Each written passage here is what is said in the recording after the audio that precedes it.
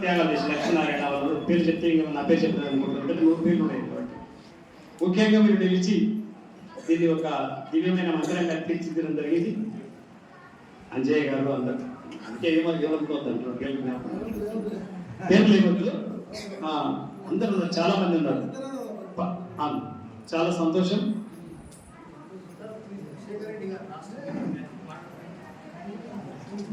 మీరు మాట్లాడతారా? రండి రండి రండి రండి.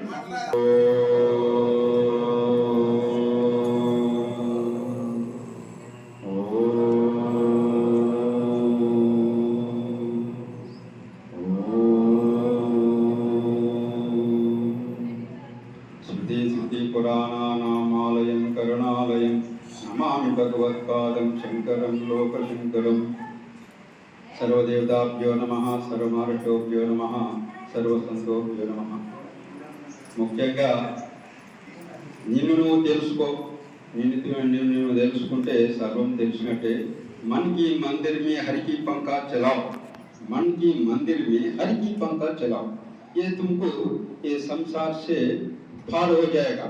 అంటే ఈ సంసారం అనే సాగర్ నుంచి దాటగలవు. ఏంటంటే మనకి మందిర్ మే పంక చలావు, నీ మనసు అనే మందిరంలోన హరినామ అనే పంక వెయ్యి, ఫ్యాన్ వెయ్యి. 24 hours ఉండాలి నడవాల ఫ్యాన్.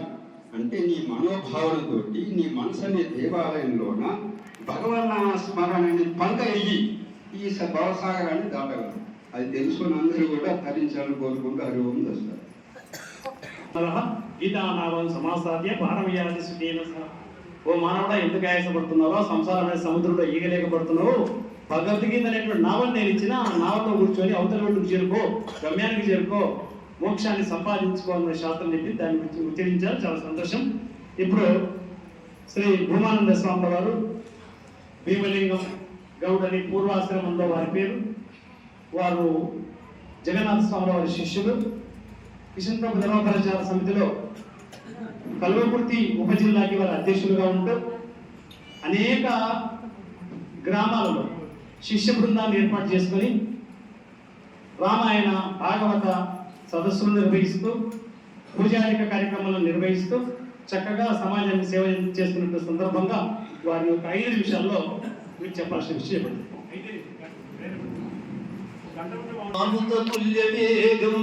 జితేంద్రియం బుద్ధిమతాం వరిష్టం వాతాత్మజం వానరయూధముఖ్యం శ్రీరామదూతం శిరసా నమామి రఘురామదూతం మనసా స్మరామి. వేదికలు అందించిన స్వామీజీలు పెద్దలందరికీ నమస్కరిస్తూ ఇక్కడ విచ్చేసినటువంటి భక్తాగ్రేసులందరి వారి వారి ఉదయాల్లో దివ్యమానముగా వెలుగుతున్నటువంటి పరమాత్మ స్వరూపానికి నమస్కరిస్తూ ఈరోజు మనం ముఖ్యంగా మనకు ఒక సబ్జెక్ట్ అని సార్ చెప్పింది ఏంటంటే గురువు యొక్క విషయాలు చెప్పమని. అందుకనే ఒకరు వ్యాసుని గురించి చెప్పండి, ఒకరు వాల్మీకిని గురించి, ఇట్లా గురువుల గురించి చెప్పమని ఓ మాట చెప్పారు. అయితే నాకు చెప్పింది ఏంటంటే వ్యాసుని గురించి చెప్పమని. ఇప్పుడు ఇంతకు ముందే చెప్తున్నాడు. వ్యాసుడు అంటే వ్యాస భగవానుడు లేకుంటే ఆయన ఒక భగవానుడు అని భాగవతంలో 21 అవతారాలు ఉంటాయి, భగవంతుని యొక్క అవతారాలు. అందులో వ్యాసుడు కూడా ఒక భగవంతుడే అని మనకు తెలియజేస్తున్నారు మా శాస్త్రం. అదే వ్యాస భగవానుడు వేదాలు అపౌరుషేయాలు అంటే స్వయంగా బ్రహ్మదేవుడే పలికినటువంటివి. మరి ఆ వేదాలను త్రివేది మొదలు 3 వేదాలు ఉన్నాయి, దాన్ని 4వ వేదంగా చేసి వేదాలను విస్తృతంగా వ్యాపకం చేసినటువంటి వాడు కాబట్టి వేద వ్యాసుడు అని పేరు వచ్చింది ఆ వ్యాసునకు, వ్యాస భగవానులకు. ఆ వ్యాసుడు పుట్టిన రోజు మనం వ్యాసపూర్ణమని, గురు పూర్ణమని అందరి శిష్యులను కూర్చునబెట్టి గురువులు బోధ చేస్తుంటారు.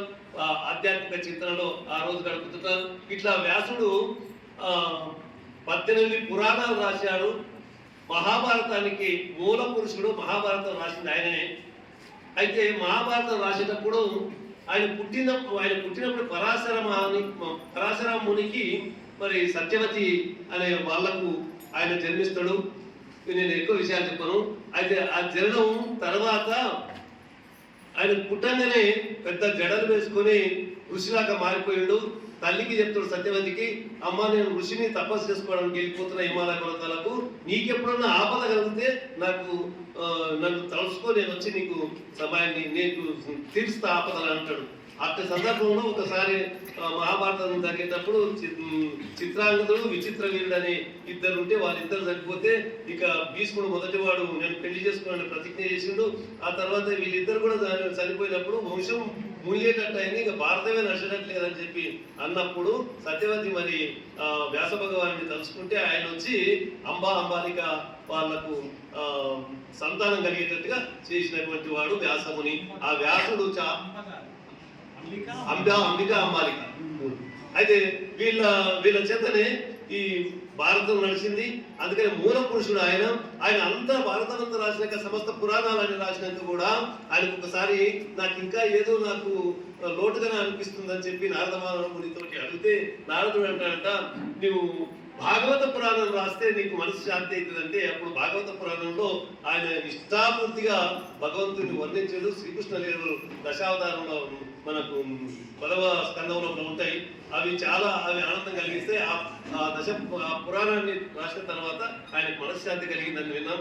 అయితే వ్యాస భగవానుడికి ఇంకా ఆయన గురించి మన గతకే ఉన్నది, ఇంకా ఎక్కువ చెప్పాలంటే ఇక సమయం కూడా లేదు. అయితే ఒక్క చిన్న ఉదాహరణ, గురువు ఏంటంటే గురువు ఎట్లాంటి వాడు అంటే ఒక దరిద్రుని ఇంటికి వెళ్ళి ఆయన నాకు నేను ఎంత కష్టపడ్డా కానీ నా దగ్గర ఏమీ మిగిలడం లేదు, ఎట్లా చేద్దు స్వామి అని, మీరు వచ్చింది కదా నాకేదో నా కష్టాలను గట్టెక్కించేటట్టు చేయండి అని చెప్పి ఆ స్వామిని అడిగితే స్వామి ఏం చెప్తారంటే, గురువు ఆయన ఏం చెప్తారంటే ఒక పర్సెవేదని నీకు ఒకటి వస్తువు ఇస్తున్నా, ఈ వస్తువును ఇనుముకు తాకిస్తే బంగారం అవుతుంది, ఇది తర్వాత నీ దరిద్రం అంతా పోతుంది అని చెప్పి ఆ పర్సెవేదిని ఆయనకి ఇచ్చిపోతాడు గృహస్థుడికి. ఇచ్చేటప్పుడు ఏమంటారంటే సంవత్సరమైన తర్వాత నేను నా వస్తువు నేను తీసుకుపోతానంటారు.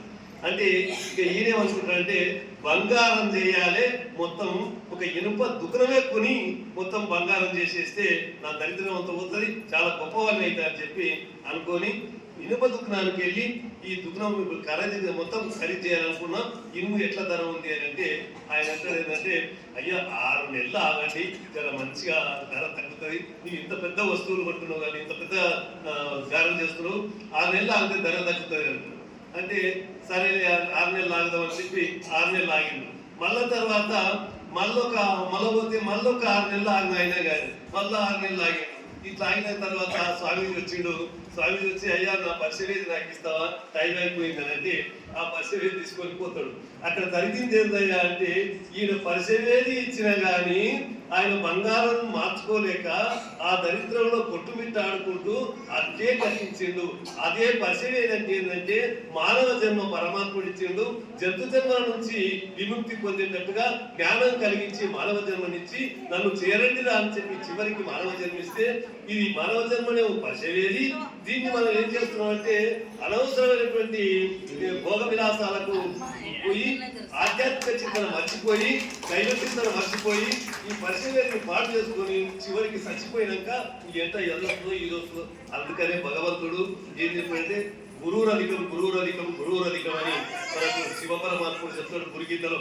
అంటే ఆ గురువును ఆశ్రయించి గురువు మాటలను విని గురువు యొక్క అనుగ్రహం వల్ల శాస్త్రాన్ని తెలుసుకొని భగవంతుని చేరడం కోసం ప్రయత్నం చేయాలని చెప్పి ఇందులో ఉన్నటువంటి సందేశం. హరి ఓం దర్శనం.